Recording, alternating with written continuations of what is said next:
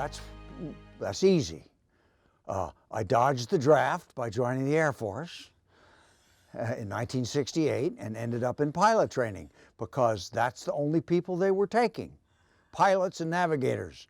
The recruiter asked two simple questions. Are you going to get a college degree, and do you have 20/20 eyesight? Yes to both, you're in. Ended up at Williams Air Force Base as a student pilot, and one of my instructors toward the end of the basic part of the pilot training says, for those of you who are interested, I've got some movies I'd like to show you. And he showed me pictures of people in funny clothes flying little black airplanes. And we asked, well, what is this all about? And he said, I can't really tell you, but it's the Steve Canyon program. And the assignments had been announced, and I got a forward air control assignment. A couple of the instructor pilots said, Bill, when you get over there and somebody asks you if you're interested in the Steve Canyon program, just say yes. And my boss said, Bill, would you be interested in a special program? And I said, yes. He said, you didn't even ask what the special program was. I don't care what it is. If it's not here, I'm interested. Okay. Tomorrow there will be an airplane come down from Cameron Bay. It's an O2, be in it. Yes, sir. Off we go. And here was kind of a, they called it the murder board. Don't ask me why. I never knew why. But it was, you are being interviewed for a special program. And the commander of all facts, then Colonel, later four-star General Andy Osaway, was my interviewee, and he said, what do you know about the Steve Canyon program? And I said, nothing. Are you interested? And I said, some very smart people whom I respect a long way away and very long ago said I should just say yes to that question. Is that all? I'm just saying yes. And I went back home, and a week later, the same boss that had sent me up there said, pack your bags. And it's step one, where's your civilian clothes? I haven't got any. They all rotted away in that infernal Vietnam. Well, that's our step 1A. Go downtown to the Indian tailor and we're going to get you some civilian clothes. You can't be appearing like that. Okay. And by the way, leave all that stuff with us, we'll handle it, which they did. 7.5 months later, I got it back, moldy beyond belief. So I had to go buy another uniform to get home. But that, I'm getting ahead of myself. And so I got some clothes and I got briefed in, here's what you're going to be doing. And I said, is it an 01? Yes, it's an 01. Where are you going to be doing it? You're going to be doing it up there. And I got the whole welcome to this. This in question was the detachment number 1 of the 56th Special Operations Wing. Their job officially, and in reality, was to train the Laotian and Hmong T-28 pilots to fly up there. But this was a convenient place where we could kind of hide in plain sight. And so they were, as it turned out, the two guys that had said, say yes to the Steve Canyon program were not Ravens, but rather were T-28 instructor pilots. So they knew whereof they spake. And a week later, I'm sitting there in beautiful downtown Vientiane, Laos, saying, holy shit, what have I got myself into now? That's how I got to Laos. The tradition was that they got you there when they could get you there. If they had room for you at one of the 4 hot military regions, you went immediately up or down, as the case may be. Up was MR1 and MR2, Luan Prabang and 20 alternate. MR3 was out where the Mekong takes its big bend south, joins the Ho Chi Minh Trail, and Military Region 4 was down in the panhandle of Laos, where that was in the Bullivans Plateau in that area. And whatever was left, which was pretty much along the north bank of the Mekong, was MR5, and that was kind of the holding tank. And they would sit you down there and you'd fly around in that relatively benign environment until they had room for you somewhere else. And so I did that for a couple of 3 weeks. Somebody either rotated home or got killed, and I went up to Military Region 2, which is there at 20 alternate in the general area of the PDJ, as we call it, the Plaine des Jars. And that's where I spent the last 6 months of my Raven tour. The Plain of Jars was a mystical place. It was a mystical place to the people who lived there, mostly the Hmong. But just looking at it, you could see how it would take a pretty hardcore atheist not to ascribe some mystical characteristic to that particular real estate. It was surrounded by impenetrable black jungle, lightened up only occasionally with these formidable limestone spikes, giant teeth that were called karsts, that were riddled with caves, because limestone being soft and easily eroded, that was where all the bad guys hid. And you would, of course, we didn't get much of a bird's eye view. We were lower than most of the birds. So you'd be flying around between these 7,000 and 8,000 foot mountain peaks, and you would come around a corner in this black jungle, and there in front of you was this emerald green rolling hills plain. And as you got closer, you'd see these, not much to look at until you got really close, but they were the jars. I'll leave it to somebody archaeologically smarter than I to give you the history of what they think they were there or how they think they got there, but nobody really knows. They've taken some of them out and tried to analyze where they came from. I don't know if that's got anywhere or not. But you could see where people that believed in the spirits of rocks and trees and mountains and rivers would really get pretty reverent in a place like that. And of course, the North Vietnamese, who cared not one whit about all of that mystical stuff, used it as a staging area and supply depot for the Ho Chi Minh Trail. And that's why we were there. The Hmong were there because they had nowhere else to go. They'd been pushed out of first China, then Vietnam. As some of the older ones said, I learned to shoot my rifle walking backwards. The rifle was facing North Vietnam and the North Vietnamese, and my back was facing parts unknown, but we knew we had to get out. When they got to the Plain of Jars, they found it quite habitable, which was a good thing, because the ethnic Laos, much different people, were not going to let them go any farther. And they took up residence in the hills, and they knew every rock and every jar. And so when we needed someone to help us make it difficult for the Vietnamese, they were our folks. For their part, they were happy to comply because we were the only friends they had had in generations. It's not on the Ho Chi Minh Trail. There's a main road that runs basically east and west that connects it strategically, and it's a pretty good place to hop off because it's open, you can store stuff, you can make buildings without clawing your way through jungle. The Plain of Jars itself looks like an upside down onion with a little stem pointed south. And I'm going to guess, this is long ago and far away, I'm going to say it's probably, if you call it a rough circle, about 30 miles in diameter. and just made to order for what they wanted to do with it.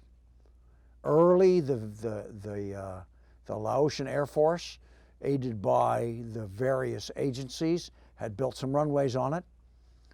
There was a little sprout of the onion that poked off toward the southeast corner, where a river emptied into the plain, where was the city of Zhengguangbille, a French resort town. They had a massive hotel there and spas and all the things those Europeans do when they want to relax in the jungle. And it, of course, had been bombed out long before I ever got there.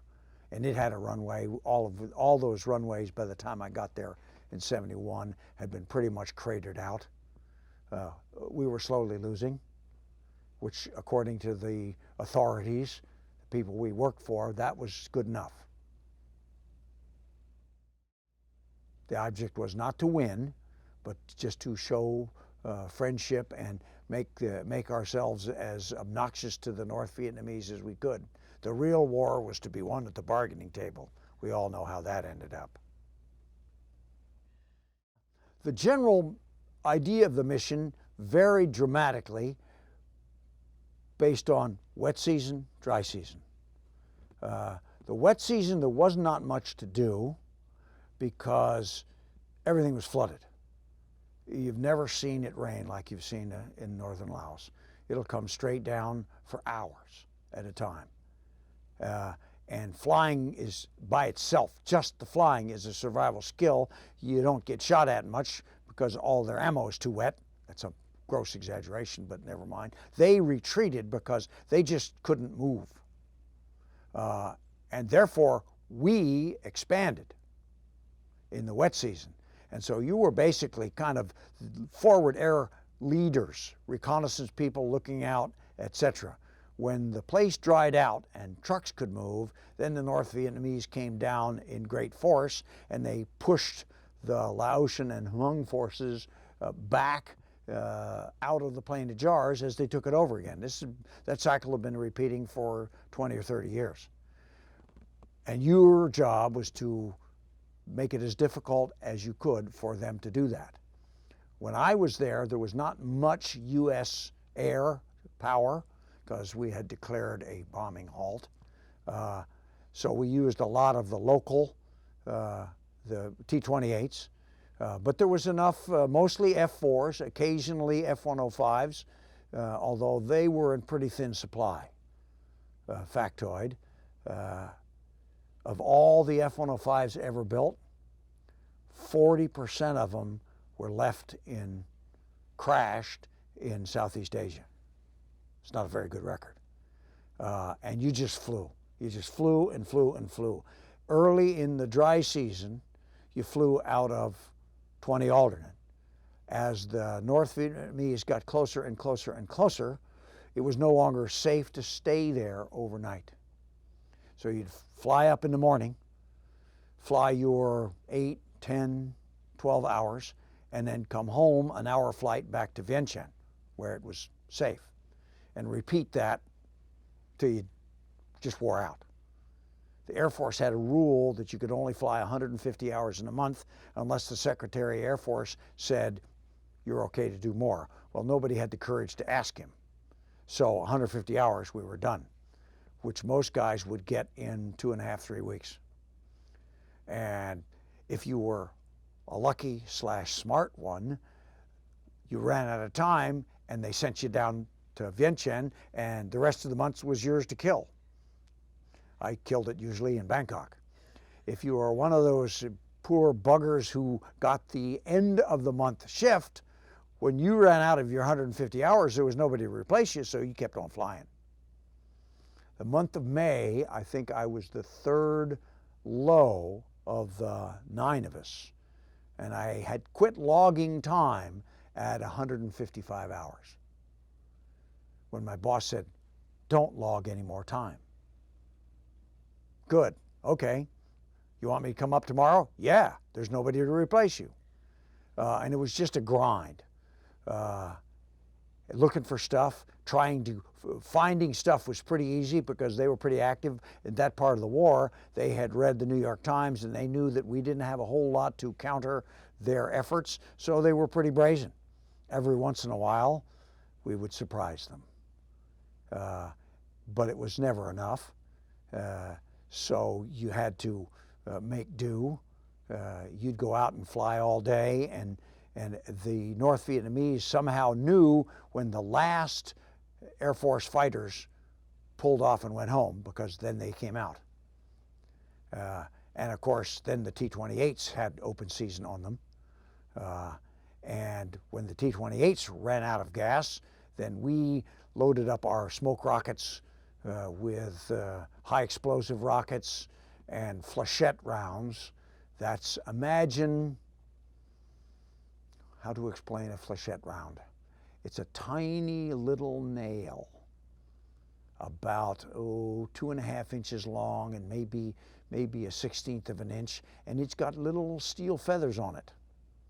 And they pack thousands of these into a canister. And you shoot the rocket, and when it gets so far out from the tube, based on acceleration, the rocket nose disintegrates, and it squirts those thousands of little nails in a circular pattern. It's purely an anti-personnel device.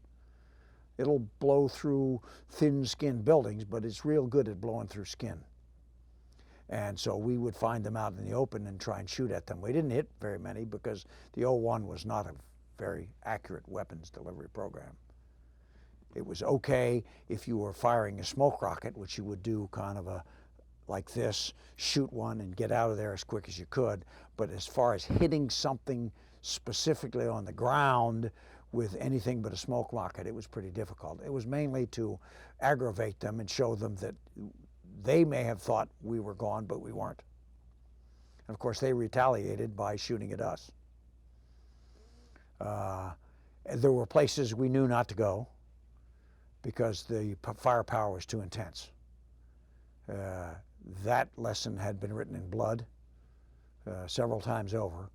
Areas that we had thought were safe that weren't, and we tried to go out the next day and pick up the pieces of the airplane and the pilot. So that was another blob on the map that said, don't go there. Where to start? The closest call was, I was assigned a detail, it's called an infill exfil. That's short, that's GI speak for infiltration, exfiltration, which is a non-word, but it's the opposite of infiltration, whereby CIA helicopters, 3, 5, 8, how many it took to carry these Hmong troops to a specific location, are whopped in, dropped down, and we were the on-scene commander as the Raven, and they were protected usually by U.S. Air Force pilots in Sandys, not Sandys actually. The airplane was an A-1E Skyraider or A-1H Skyraider, and the Sandys were the search and rescue call sign. These were hobos, same guys, different mission. And we're droning around in the middle of this valley, and the helicopters have left their load and gone home, and the Sandys are waiting around to make sure that no bad guys appear. And one of the hobos said, hey, fact there, it looks like you're trailing a little oil. Okay, and we exchanged jokes about trailing oil because those airplanes with their massive radial engines, they never didn't trail oil. And I said, okay, let me know if it gets any worse. It just got worse. And I looked down out the window, windows are open, and here's a whole airplane covered with oil. Whoops, what do I do now? The conventional wisdom says that if you keep the engine running, you've probably got about 10 minutes before it seizes up. Okay, so I'm just gonna glide, and I pulled all of the levers to the no-go position and start gliding, and I see a runway off in the distance. Oh, goody, it's right up against the hills. That should have been a lesson. Oh, up against the hills. Okay. Well, since the good guys we just put in were in the valley and fighting the bad guys that had been there all along, I think, well, the best thing to do was not spend too much time gliding in the valley. So I'll come around the other direction and land from the other side. What I should have realized but didn't was that it was the side of a mountain. And the runway was sloping away from me faster than I was sloping to it. And so I did a modified forced landing in a teardrop fashion and barely avoided killing myself with the classic known to all aviators as the turning traffic pattern stall, and just rolled out and thunked down on this, about 12 or 15 degree slope, and just got the airplane, got all my stuff out of it, and in due course, Air America helicopter came by and picked me up and whisked me out of there. Never did find out why the oil came out. It could have been the Golden BB, although those airplanes had a nasty habit of losing their oil cap. If you didn't get it on just exactly right, it would work its way loose after about an hour, and then all the oil would go out. Didn't much matter one way or the other, the effect was the same.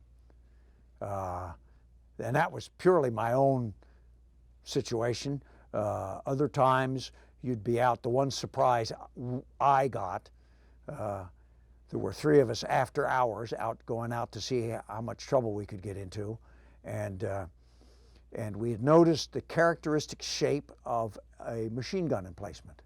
They look like a donut from the air. They dig a trench in a circle, and they leave the center post to put the gun on, so that they can go around in the circle and shoot in any direction. It's a pretty unmistakable sight once you've seen one. And the gun was there. We didn't see any people, but we knew that they probably did not climb over from the top, but had dug a tunnel through which they could access their gun from underground and be safe. So we were trying to stoke them up, making passes on them. And I made one pass too many. And I was about, maybe 100 yards from the donut when I saw the tube spin around and the biggest ball of red fire I have ever seen in my life. I'm sure it was this big. It looked like the Times Square ball right in my window. Scared the snot out of me. In calm reflection, I realized I shouldn't have been so scared, because if it's pointed right at you, they'll miss you behind. If it's pointed slightly ahead of you, they've got your number. They had a hard time shooting down an O-1 because it was so slow and flew so crooked, they could never quite get the lead right. And I confused them further by, instead of doing the classic pilot pull up and away, which was a sure ticket to the morgue in an O-1, because as soon as you pulled up, you lost what little speed you had and you stopped in the air. So I just went down. He was expecting me to go up like all those fighter guys did, and so I watched him shoot behind me again, and when I started breathing again a mile or two away, Willie, you all right? I think so. Stay there. We got it from here. And a bunch of flechette rounds. One of the T-28 guys came away, and that was a very sorry set of North Vietnamese. But it was quite dicey there for a while. Other times, you never knew you got shot at. You come home and, Willie, what are these holes doing in your airplane? I didn't notice. Well, you did it again. You lucked out. I was there in a lull period. I mean, we lost some people. We lost a lot of people to mid-airs because it was very congested, and we were the slowest thing in the air. But we didn't have a whole lot of bombing to do. It was nothing like the guys in 68 and 69 or even later in 72 when the war was winding down and we're trying to make a statement by showing how much ordnance we could throw at the ground. No, no. The Hmong weren't there. They weren't welcome there. The Hmong, near as I remember, are a people unto themselves, ethnically, but if you had to associate them with another larger ethnic group, they would be Chinese. The ethnic Laos are much closer to the Thais and Burmese. When you've been there for a while, you can tell the difference. Only an uneducated Western person will say all those Orientals look alike. They don't. They certainly don't look alike to each other. That's why when the International Tribune and the New York Times announced breathlessly that the Pathet Lao had taken over the country of Laos with the departure of the Americans and showed pictures. Actually, they didn't show the pictures. They couldn't go in there to get the pictures. The Bangkok newspaper, nose itch again, the Bangkok newspaper produced a picture that was, for the Asians, tongue-in-cheek. It announced the arrival of the Pathet Lao battalion to resume order in the administrative capital of Vientiane. But one look at the picture at all of those uniforms and faces, and you knew they were right out of Hanoi. And, so there were no Hmong aside from the exceptionally rare official visits. Most of the time, if the Laotian government had any business with the Hmong, meaning General Vang Pao, they would find a neutral place and meet him there. I don't ever remember seeing a Laotian government official at any of the hot places for the obvious reasons. They really didn't think they had a dog in that fight. Much to their sorrow, as it turned out, of course. But there were a lot of North Vietnamese in Vientiane. There was a lot of everybody. It was a whole subtropical city of the Star Wars bar. Every size, shape, color of the rainbow, ethnic origin. There were a lot of Russians. Everybody who was anybody knew who was there. That was kind of a survival trait, and they studiously avoided rubbing anybody's nose in that.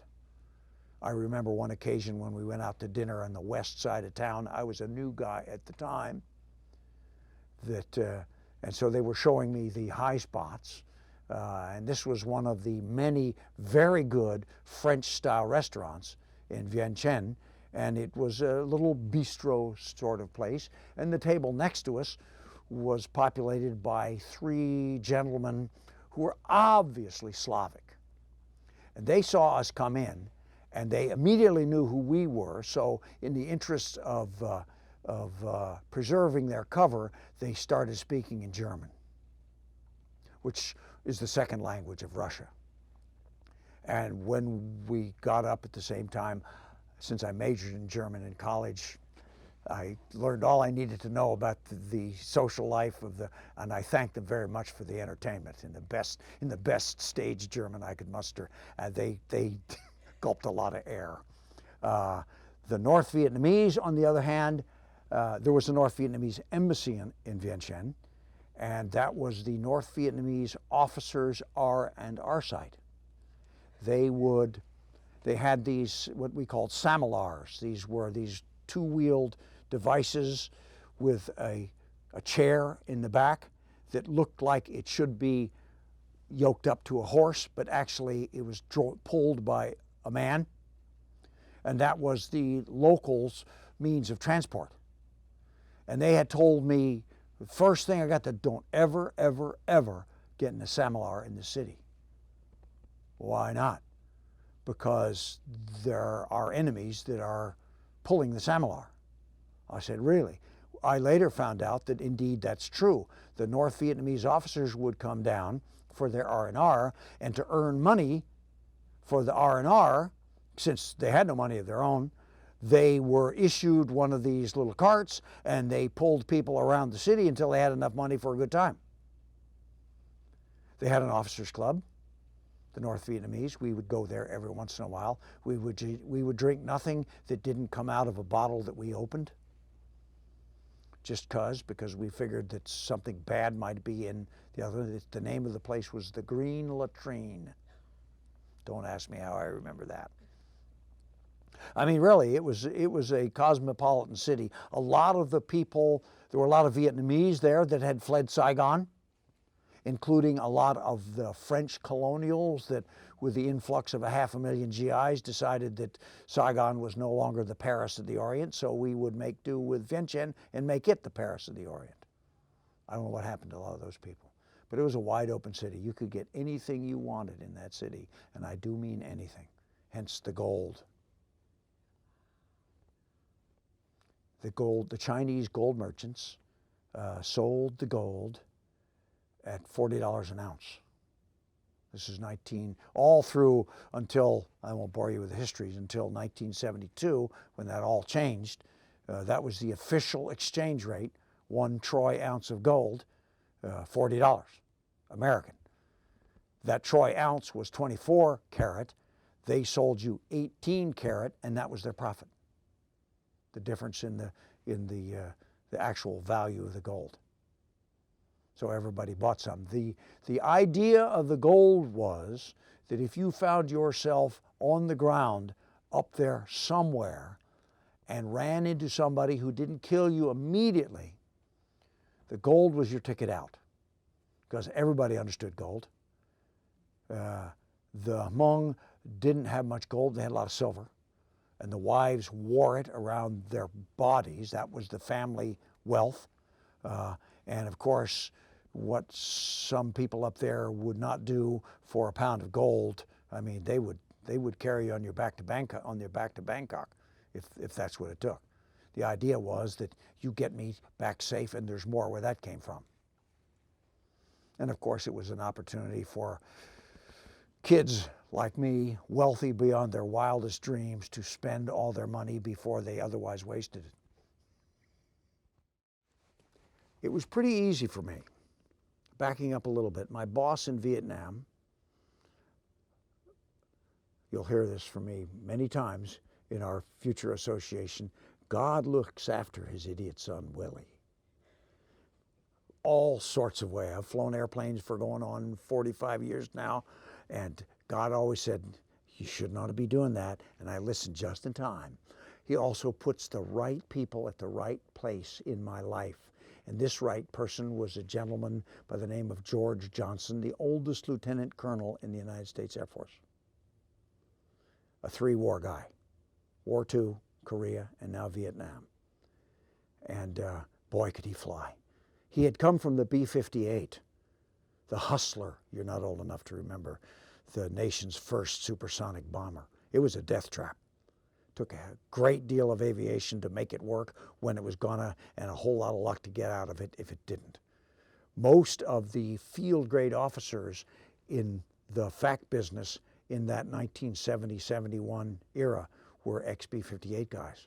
They had put the airplane in the boneyard finally, and they were free of SAC and could do what they wanted to do, and George Johnson ended up as the head FAC with the U.S. Army outfit, and I was his underling. And he said in his gravelly voice, now, Lieutenant, for you to get the assignment you want, you have to want the right assignment. He had to explain that to me. But I got the picture. He said, and then find out who can get it for you, and go to him and shake his hand and say, how can I help you get me where I need to go? Well, that guy that could get me the job that I wanted was in the personnel office at UDORN, an Air Force guy. And remembering what George said before I went off into Laos, I stopped in there and kind of looked around and thought I found a likely suspect and walked up to him and said, "Hi, I'm Bill Williams, and I'm going to be here for 6 months, and I wonder if you could help me get out of here and on my way." As it turned out, he could. "Really? Oh, you're one of them." "Yes, I'm one of them." "Okay. Oh, I can't get you a fighter." "I don't want a fighter."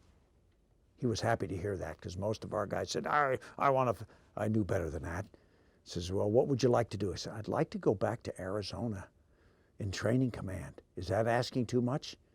I could see a sigh of relief pass silently through him. He says, "Oh, I can do that." And every time I was down there, about once a month or so, I would stop in on my young tech sergeant. "How are we doing?" He says, "Yeah, it's going to work. It's going to work." And about 4 months into my 7 months, how's it? "I got it. I got it. I couldn't get you a T-38, but I got you a T-37 to Willie. Is that okay?" I tried not to look too happy. "That's fine." Toward the end, about 6 months, "Bill, we'd like you to do another tour." Can I think about it?" I'm leaving anyway, so down to Eudor and I go. I go into my tech sergeant. "Hi, Sarge." "Hi, sir. How you doing? I got a question." "Yeah? What would happen if I extended up there another 6 months?"